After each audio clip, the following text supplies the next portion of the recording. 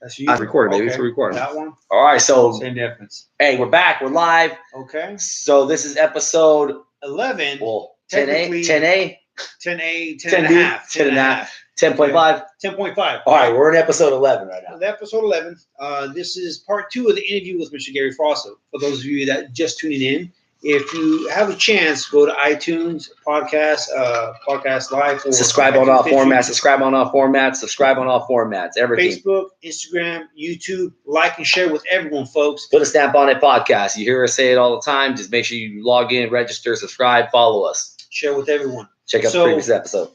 Okay, so now we're on part 2 with the interview with Mr. Gary Frosso. So now, last time you left off on how you got into the wireless business and the crazy shit that happened, all right. Good and bad. All right. Sorry. I'm going to get into this. Okay. So I was walking through the mall, and this is my first sales job. So I'm walking through the mall, and I remember passing a kiosk, and my buddy says, hey, he was working there, and he's like, hey, man, I sell phones. I was like, oh, shit, okay, what's up? He's like, you want a job? And I was like, what I got to do? He's like, oh, you just got to tell people to come here, and we sell them phones, and we get paid hella money. I was like, how much? And he starts telling me. I'm like, what? I'm like, 20. He says, yeah, so here's what we do, right? Also, as a side hustle, he's like, these car chargers are $30, but they get them for like $1. So we'll sell them for $5 and pocket $25.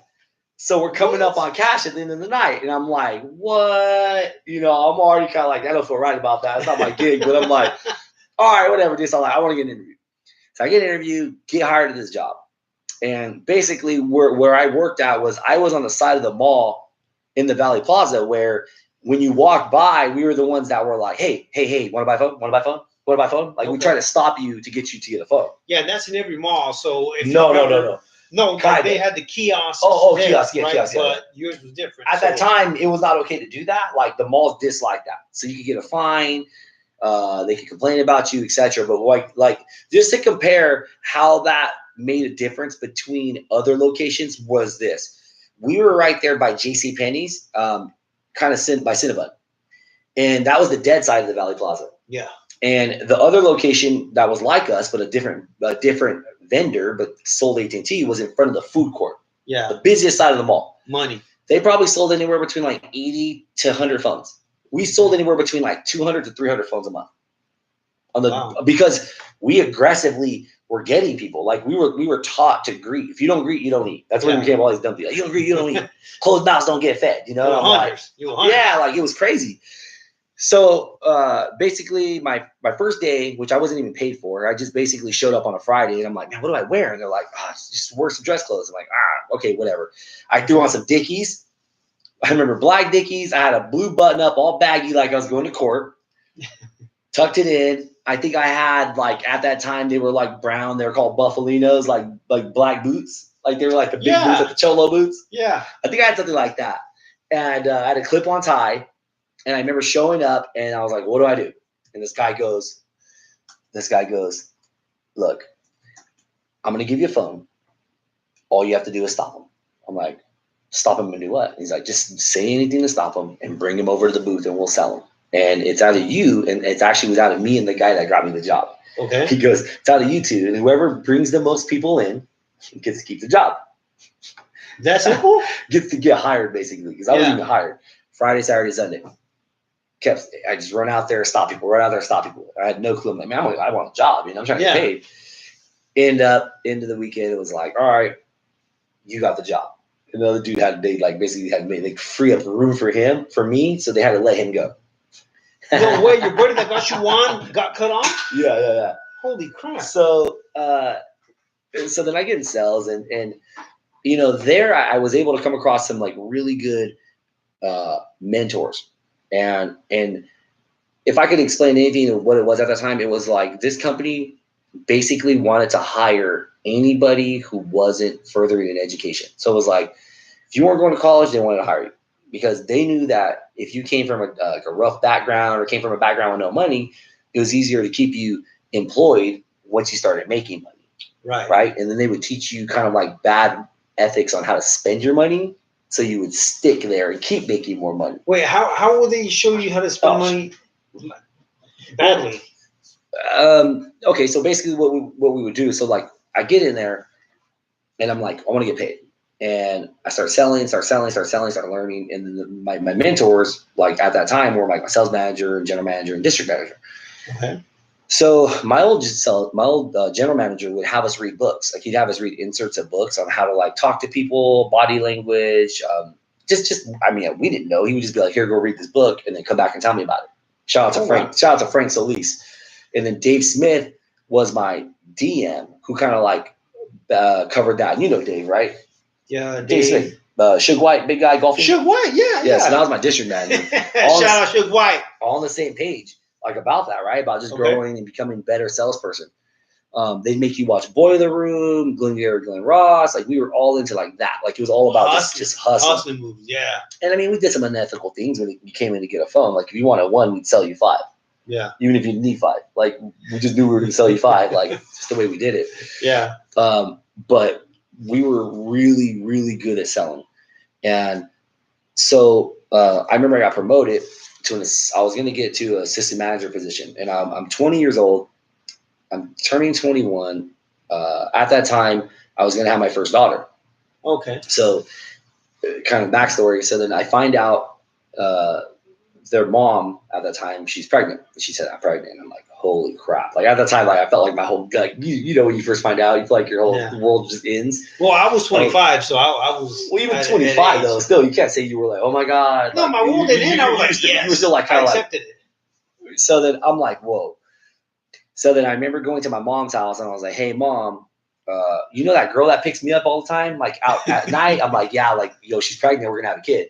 And then I was like, kind of like real nonchalant. I'm just, really? I'm like, they're going to accept it. It is what it is. And Mom was kind of like, oh, really? So then, you know, I have my daughter. I move out and I end up getting a condo. So it's the 3 of us living there and I'm selling. So I'm like, man, I got to make more money. You know, I was doing well there, but then I'm like, I want to make more. So they're like, hey, you can become a sales manager, but you can't become a sales manager here. We only have 1 location. So I was like, well, what do I got to do? They're like, well, you have to move up north. So I'm like, okay, cool. So I'll move. So I left them here in Bakersfield because she was still young and, you know, she was still here working. And so I'm like, I go and I move up to Modesto and I moved in with her uncle, who's the godfather to my oldest daughter. And he let me live in Ceres with him. And they were going to open a location in Modesto, Vintage Fair Mall. And I would drive to Merced and sell phones. Practicing, I think I was learning to become assistant and a general manager at the time for when they opened up the new location. Dude, Merced is like 2 or 3 years behind all the time in culture. It's mad Spanish. And I speak no Spanish. But I was still able to like be a top performer. And I met some great people there. Like shout out my boy Peacock, my boy Marcus. Like, man, they're still tight friends to this day. Dave Smith used to always cruise through because he was close to there because he lived in like Sacramento in the Bay Area. Right. But I remember standing there on Sundays and I'd be like, hey, you speak English? You speak English? And they'd be like, yeah. I'm like, hey, come here, let me get you a phone. Yeah. So I would only call out the English ones, right? And I just kept pulling them in. But I did very well. And I kept it going. And that's crazy, man, because I think that speaks volumes of your work ethic and your hustle. Because like, how many would be like, oh, I don't know Spanish. Oh, shit, you know, it is what it is. But you bring that up, dude. You make something out of nothing. A lot of people tell me like, oh, you'd have more business if you spoke Spanish. I'm like, I just, you know what, man? Again. And I got that Bruce Lee quote where it's like, you just got to be water, man. Like it isn't the hardest working guy. It's like just the guy that can adapt. Yep. Just accept that I don't speak Spanish and I'm going to have to accept that I can pass them on to other guys and I'm going to go do what I got to do. Yeah.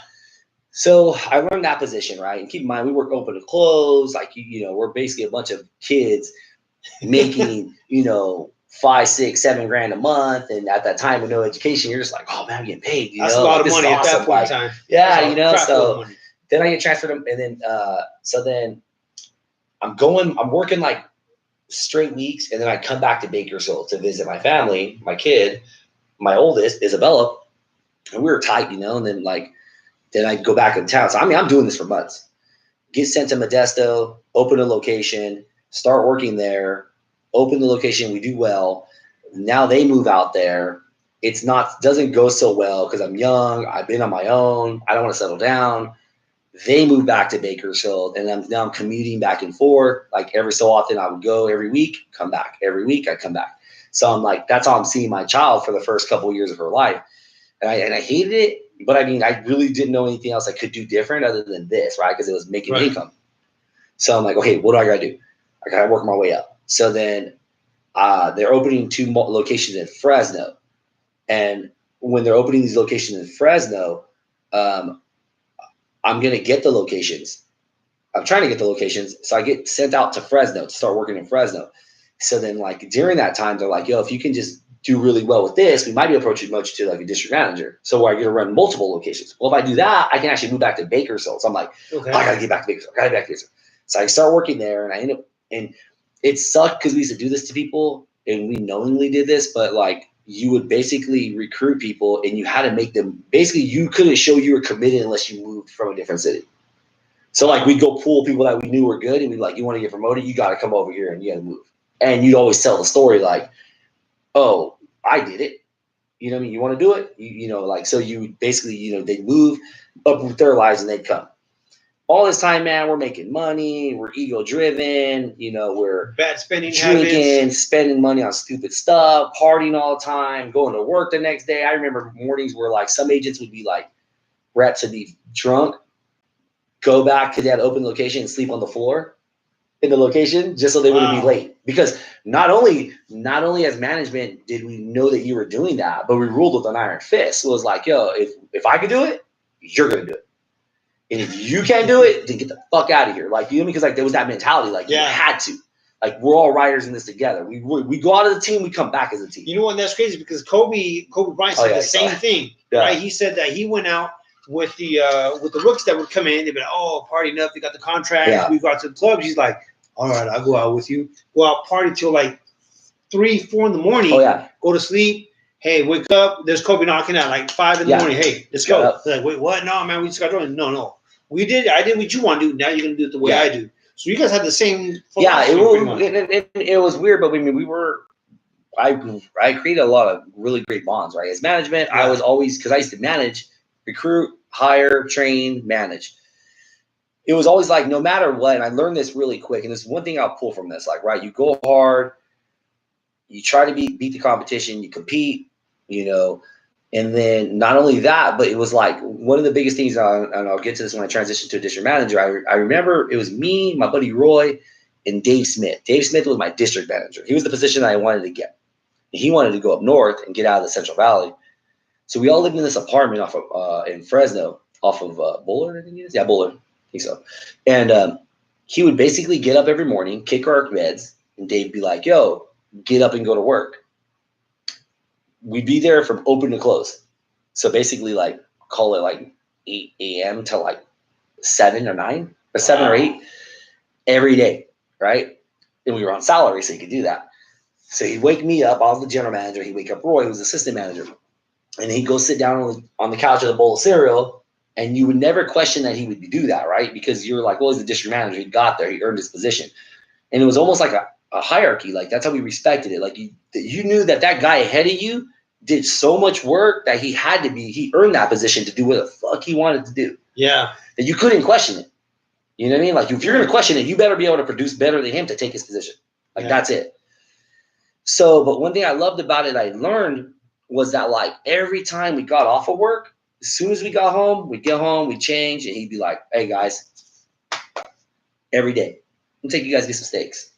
Get you steaks, buy you a beer. Like, he would just take care of you when you got home. Like, you know, whatever, man, I got you. So you wouldn't want to leave. You'd be like, oh, all right, well, you'd basically be like, man, like, the dude cares about me, right? Which still, I have a relationship with him to this day, so I knew he cared. You know, it wasn't like he was being fake. You know, we were all in this together. We all moved together. All of us did. So then when I was becoming a district manager, he was going to train me. And the way it started was I remember he's like, go cash my check for me. So he gives me his check, and I go across the street to Bank of America, and I go, and I was going to cash it for him. And they're like, they show me the check, and I'm like, it was like over 10 grand. I'm like, I looked at him like, what the? I called him up.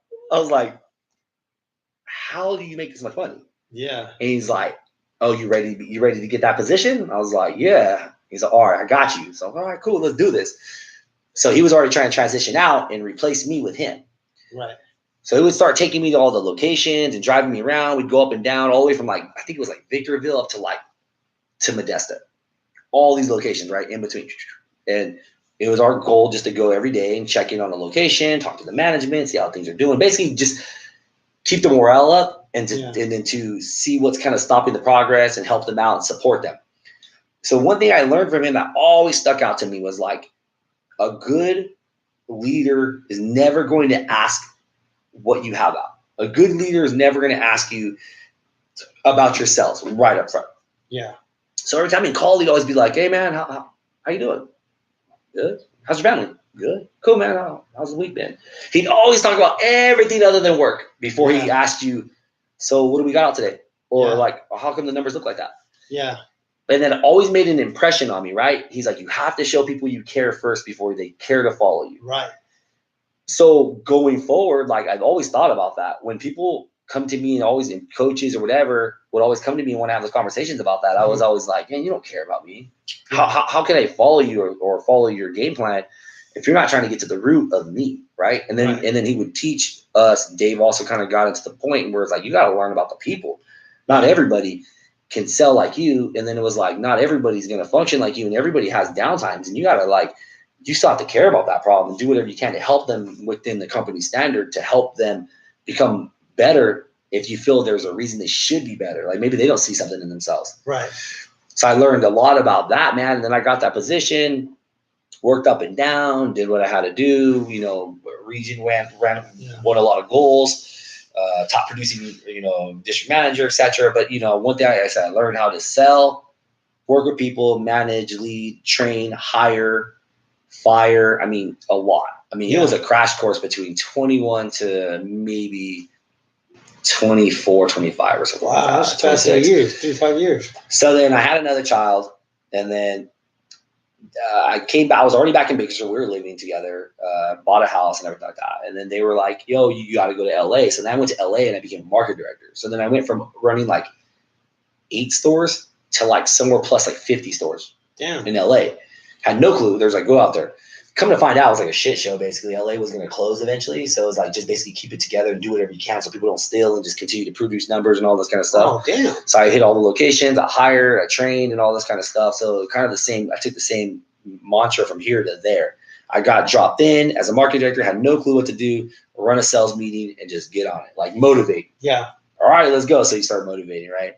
Trying to get everybody under and get everybody on your team to ride out with you, which may involve going out and drinking with people. And I always felt, and I always tell you about this, I think, kids, people that are pissed off and drunk people are always going to tell you the truth. Okay. So I always felt that I could never have a solid team unless we all went out and got freaking drunk with each other. Yeah. Right? Because I could tell which ones come unglued in certain situations, and then they would come apart in front of you in good ways and bad ways. Like they would tell you about what they really want in life, and oh my gosh, I want to do this. So then I knew that when we were sober, I'm like, oh, I remember this. I know how to help them. Yeah. So it helped out a lot. You know what I mean? And then made us tight. Like we always had each other's backs. Yeah. So then, like, I know you had asked me a question, like, how did I find out? How do they make us spend our money bad? So I remember going to sales meetings, and they would be like, wear an expensive suit, buy expensive jewelry. We get to the sales meeting. I remember our district manager, our market director at that time in the Bay Area was literally like, you guys are going to make the most amount of money you've ever made right now. You're uneducated, and that's okay. You're savages. Spend it on anything you possibly can because you can come back to work and make more of it. Like, that's basically how you should live your life. Just buy whatever the fuck you want, dude.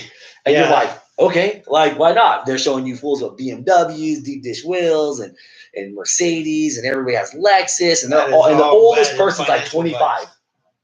The oldest one's like 25, right? They even said that, like, when you're at 25, like, and over, like, you're literally a dinosaur. Like, that sounds like a boiler room. That's basically where they got all their shit from, right? Yeah. That's where we got it from. That's where I learned. I mean, you heard stories of, like, managers getting pissed off because they didn't hit their bonus, which they were going to make so much money, and they would, like, put guns on table and say, like, you better get your shit together and be sure we hit our bonuses. Like, and I remember going to company meetings, and like North and South would argue, like Central Valley would argue with Northern California, and like we would almost get fights because we were so competitive. Like, no, you better watch it, because they were always like, you guys are from the Central Valley, it's grass fed, and it's Yeah. a bunch of cows, and I'm like, yeah, whatever, our cost of living is cheaper, and you guys are this, like, it was crazy, man. But So okay, so then when you went through the whole, you were a single child for Oh. about 9 years and everything else, and then you had this whole experience going back and forth. Obviously, distance relationship with your daughter, right, traveling. so that helped me want to get closer to my children and really make a conversion.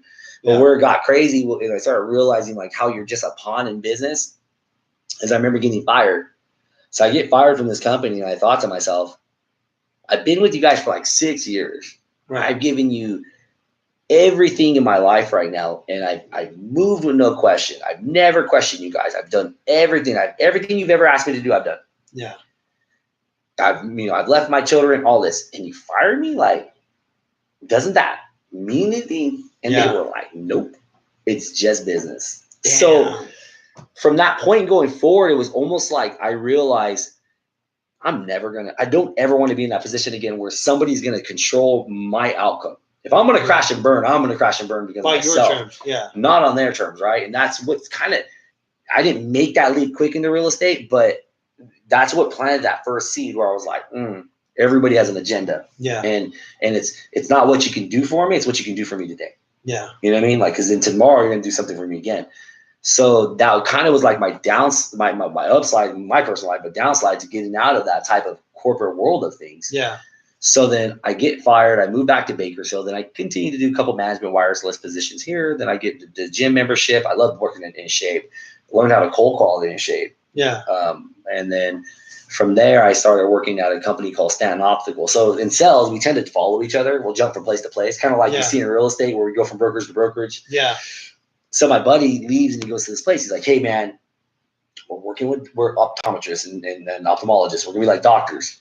We're going to wear lab coats and we're going to be dressed up all the time again. And it's going to make money. So I get into this job that's terrible. Like, I'm talking about horrible, worst job I ever had. Yeah. Open to close, they make you work. I didn't like, and I'm not going to mention it where it was, but if you know me, you'll know where it's at. I didn't like their sales techniques. Like, the way they treated customers, the type of customer they took money from, it was just bad. Like, and I mean bad. And so I remember my buddy one time, he's still my friend. We're sitting down in the back and I'm like, man, and we used to sit back there, right, and contemplate life. We're probably like 27, 28 at that time, almost 27. Prime life. And I'm like, I have 2 kids and he has 2 kids. And I'm like, hey man, I just don't see myself doing this forever. I'm like, I just can't. We're bigger than this, man. We have really good skills in selling. Like, why are we selling products that we're not just conquering? Like, we should be doing way better. Yeah. I remember him telling me this. He says, people like us, this is as best as it gets. I said, what you mean? He's like, well, you got 2 DUIs. I was like, okay. And he goes, and we don't have college education and we're just really good at sales and we're in management positions, but like, he's like, this is the best we're going to get. So like, why rock the boat? Damn. And I'm like, that is and I remember imagine. sitting there and I said, that might be for you, but that ain't for me. I was like, Right. I don't know why, man. I don't know what's going to be, but somewhere deep down tells me this isn't what I want to do. This isn't my calling. Yeah. Right. And he goes, all right. So then he gets fired. Somehow my guy gets fired.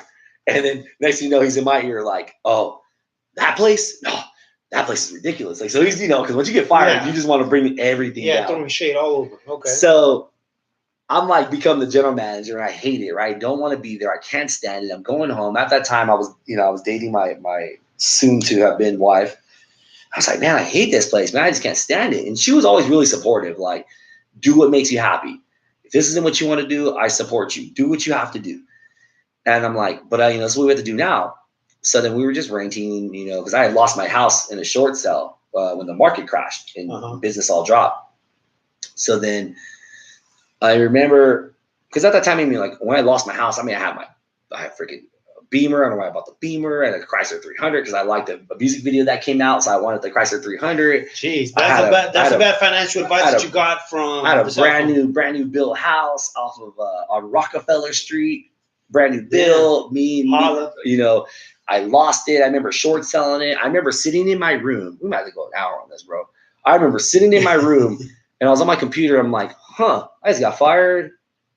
I can't pay for my house anymore. And I'm like, people kill themselves over this. And I was like, I don't care. I was like, it is what it is. And I just remember making the decision, like it just was what it was. I'm just gonna deal with it, right? So I'm really resilient. When I have everything taken away from me, I'm going to get it back. Yeah. That's one thing that you're not going to take it. You can take it from me, but I'm going to get it back. Watch. So I let it all go. And then me and at that time, the mother of my 2 children, we split. So then I kind of went on the whole venture of doing everything else, the gym membership and stuff like that. Yeah. And then met my spouse at that time was going to be my wife. And then we kind of clicked, but she was really supportive in like that, not like that self-fill your own cup, you are what you were, take chances, all that kind of stuff mentality. Yeah. And I working at that one place I was working at where my buddy got fired and became the general manager. I remember I became the general manager, and I remember something happened between the doctor and a couple of my staff members, and he was treating them like shit. And I was like, I remember saying, you know what, no more eye exams today. I'm done, shutting it down. So I was hurting their money, the company's money. And I was like, you're not going to talk to my staff like that. You're very disrespectful. And he's like, man, F all you guys. None of you guys went to school anyways. I'm a doctor. I was like, that's cool. So then I shut the whole store down for the day. And I remember he came to the back and he wanted to fight me. And I'm like, I'm not going to put hands on this dude, right? Like, He's older than me. He's like, who do you think you are? Pull your shit out. I'll pull mine out. Let's measure. So he was a bigger man. And I'm like, you know what? You just go back to the room and just relax. I call my district manager. I'm like, hey, man, this is what happened. And my only district manager's concern, now remember what I told you about caring about people. His only concern was, why did you stop the production for today? We should be selling classes. I was like, maybe you should come down here and we can talk. So he comes all the way down here in his fancy suit and his hair and his big old rings and watches he talked about all the time. Ego driven. He's even on my Facebook, so I hope you're hearing this. So so then he comes in and we're talking, and he's like, we're sitting in the back, and he tells me, a guy like you has no education, making $50,000 to $60,000 a year, in your position should be happy in this economy to have a job like this. I looked at him, I was like, really? Gave my keys. I was like, there you go. Fuck yourself, dude, I quit. Yeah. And he was like, what? And I was like, yeah, I quit. I don't need this job. I got up and I walked out. I remember calling my girlfriend. I was like, she was pregnant with my son. Yeah. And I was like, I quit. And she was about to go on maternity leave, and I was like, I quit. And she's like, and her reaction was, I support you. It wasn't even like, are you sure this is the right thing? Yeah. She's like, this is the right thing. I support you. Click. And I was like, all right. So I got home and I was like, look, I quit. Like, what do I do? So I'm like, I need to get and do something.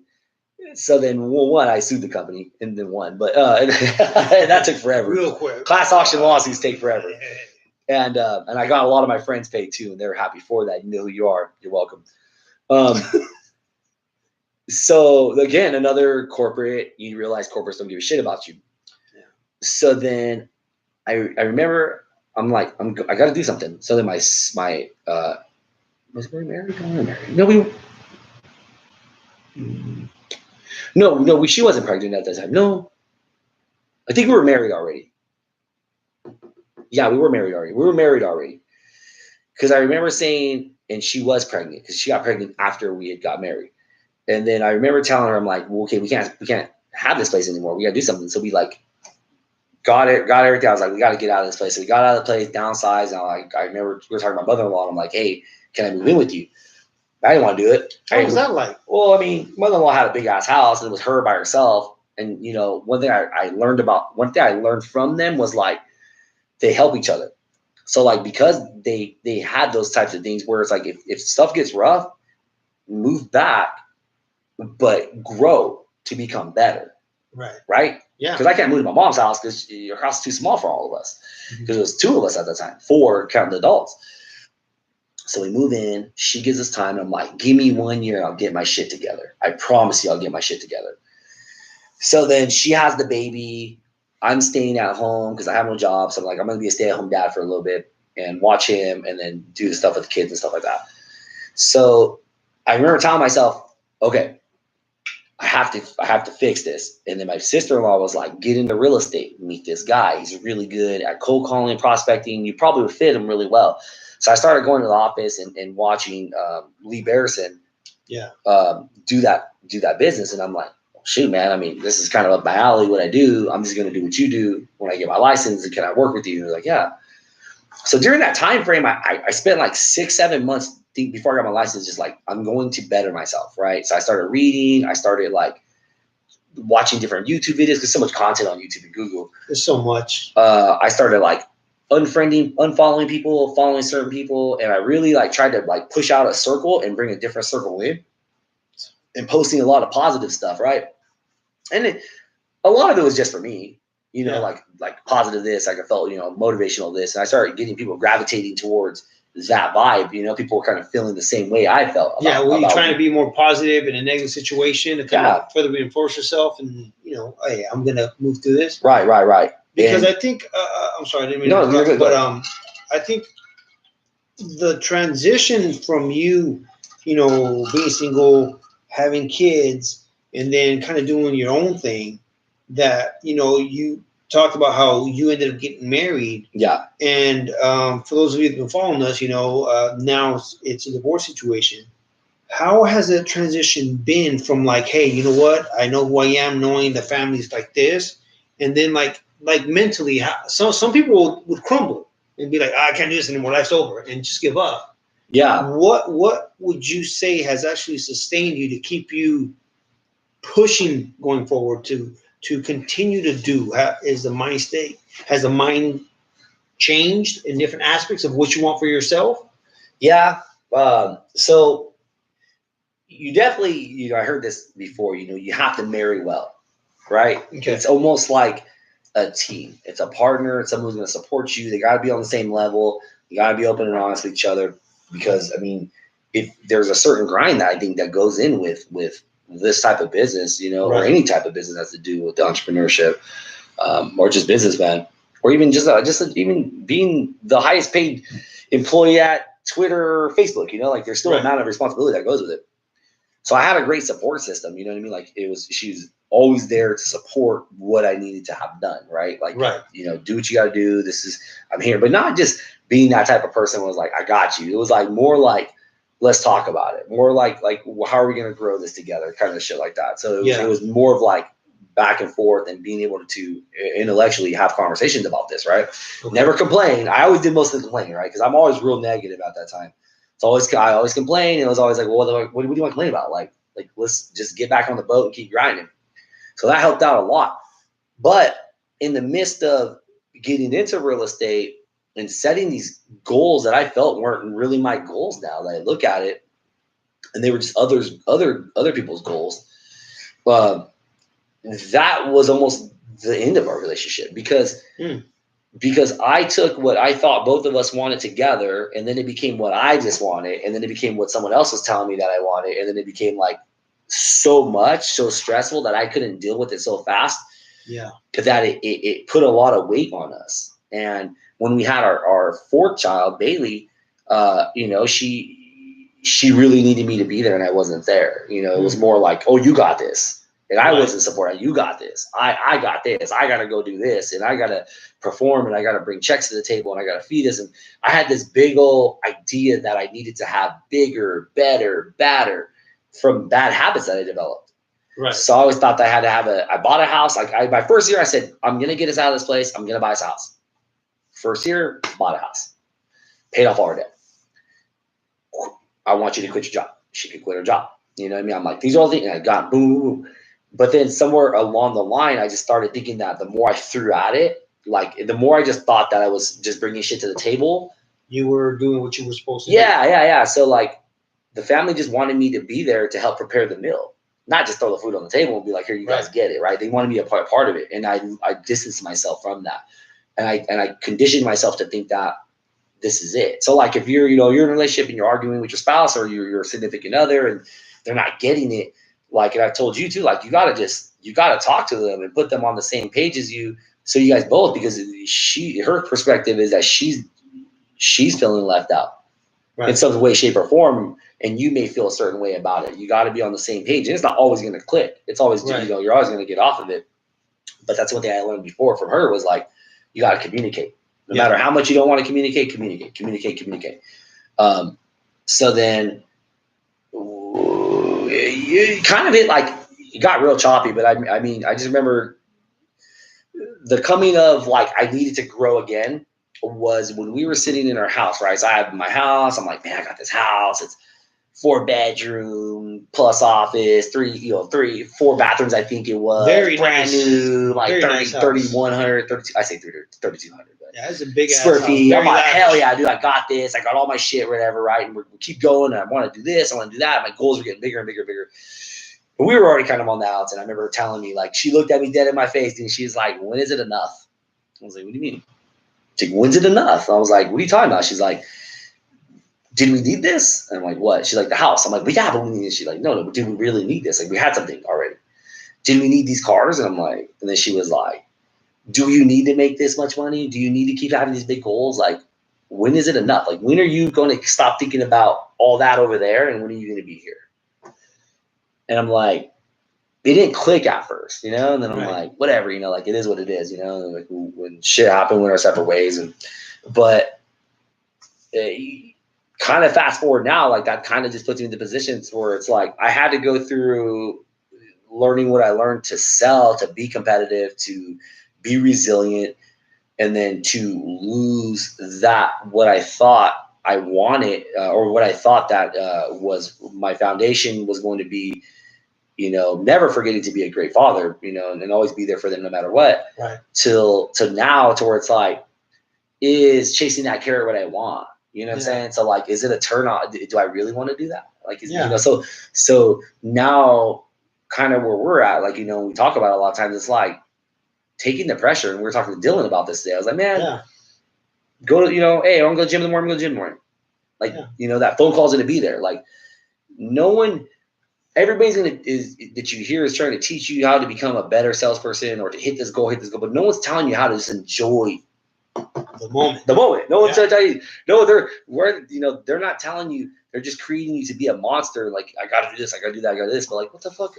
You know? Oh yeah, I got all this, and you know, well, I'm doing it for this and I retire. But like, yo, if you die tomorrow, like you never gonna see what you planted. Like, like, why not just enjoy the fact that we're doing a podcast right now? Why enjoy that I went and went to the gym, or I had a conversation with a couple people today? Like, there's just those things, you know what I mean? Like, and I think that's only going to come from being happy with yourself. So unfortunately, a lot of my life, because I didn't know, I still don't, I'm still transitioning, is like, I don't know. And I think, if, you know, I say this to hope other people would feel the same way, and to be like, you know what, I feel you.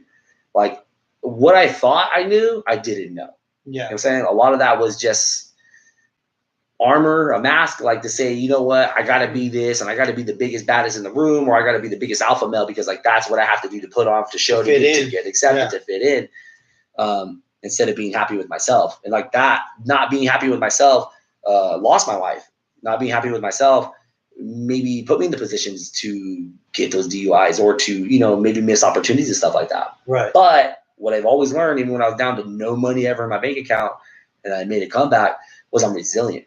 I'm hard at it, but I'm resilient, and I don't give up, you know, and if I want it, I'm going to get it. Right. But now the game plan is be happy while I'm getting it. Like be happy in the journey. You know what I'm saying? Like, so it would you say you're in a happier place now than you've ever been? I think I've come to terms. I mean, I could say happy, but I mean, I think I'm coming to terms of, I just need to be happy for myself. Right. You know what I'm saying? And everything else is gonna follow. Like, there's always those breadcrumbs that were out there, like, ask your kids like what makes them happy, or you know, are they happy with what you're doing and stuff like that. And you know, and you have this conversation and they're like, well, I don't like that you're on the phone all the time. You know, now it's like, it's crazy, because like, ever since we've split, I don't find myself on the phone as much as I used to be. Much as I thought I had to be on the phone, I'm not. Right. I'm done with work by 5. You know. Yeah. You know, like, it was really much to do about nothing. Well, that's true, man. It really was manageable. Yeah, because this weekend, my daughter, she had a sand soccer tournament, and I was there. And I can honestly say, I try to work the least amount as possible and try to be in the moment. Yeah. And it's crazy because we ended up losing our keys in the sand. I saw that. And so, but the whole process, I was like, we lost the keys. Shit, screw it. But then it turned out, like you said, enjoying the moment. And we've had this conversation before where you have to really enjoy the moment, man. And I really find myself trying my best to be in that moment and listen. No, I'm not always perfect, as like no one is, but I am on social media. I'm trying to keep that down to a minimum because, like you said, it really comes down to really much ado about anything, you know. So nothing. Let's do about nothing.